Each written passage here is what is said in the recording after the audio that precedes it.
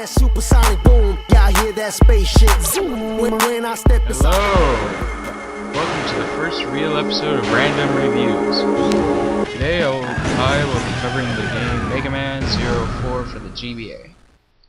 I found this game to be just an average game.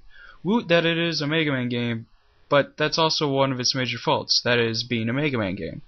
There's an abundance of Mega Man games that you just might pass this one up because of its title. This particular one is the last of the Mega Man 0 series. It starts as any Mega Man game does, with talking. So much talking. It recaps all the events from all the way back to Mega Man X-5, where I got my name, hence X-5, till about 5 minutes before the actual game starts. This will drive you mad if you already know the Mega Man storyline. If you just want to the action, you'll skip this intro and get into the game. Or so you think. Right away, you'll have to change the controls because the combat would be extremely hard. Or like me, the player will just be too lazy to even try the off-control speed. But to be fair, you will find this game to be a nice challenge even for beginners.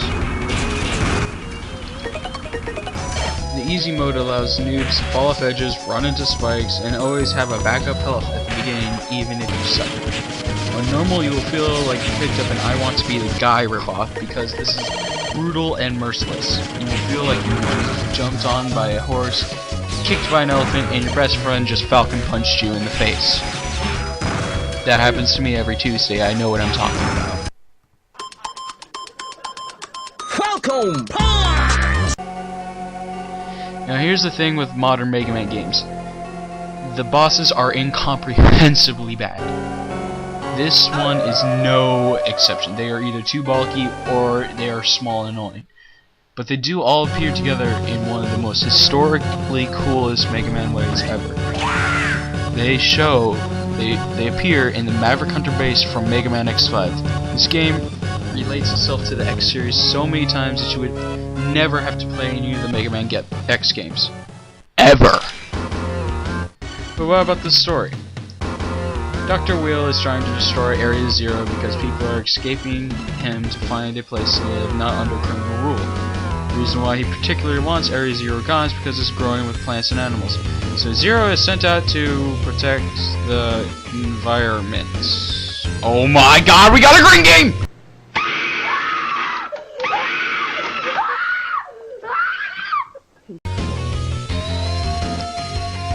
Now that that's over, talk about the weather.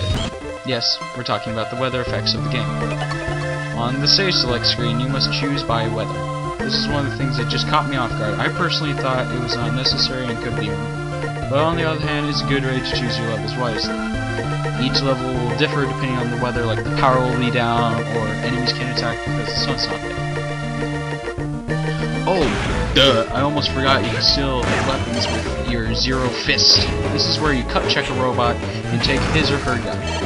Let's demonstrate. Oh look, an eagle! John West endured the worst to bring you the best. Most of the stuff you get is just stuff you toss away, but there are a few cool things like an axe, hammer, and homing. There's also a rating at the end of the level to show you how you do it. The point? To show you how badly you smell like skunk urine. But I have to digress. The levels are designed well. They range from time trial levels to kill everything in your path. You also don't have to go to the direct route to the end to beat the boss in some levels, which is a good change in Mega Man games. Oh yeah, and the graphics are good too. Now the thing about this game is Zero dies! Again. Why do they always have to kill off this guy in every single Mega Man game, from Mega Man X1 all the way till now? He is like the Kenny of Capcom. I cannot think of a game he is in where he does not get shot, maimed, lit on fire, blown in half, or even worse, while just knowing that the director's cut with guest speaker Keanu Reeves. That movie was horrible! That movie gave me chronic diarrhea! But I digress. This does give a good lead into the Mega Man ZX games, which follow around 200 years after this. So what do I give this game? Well, I would say get the ROM. it's worth playing, but it's not fun. Please rate, watch, and subscribe to the Random Gamer guys, and have a nice night, and continue to play games, people. Goodbye.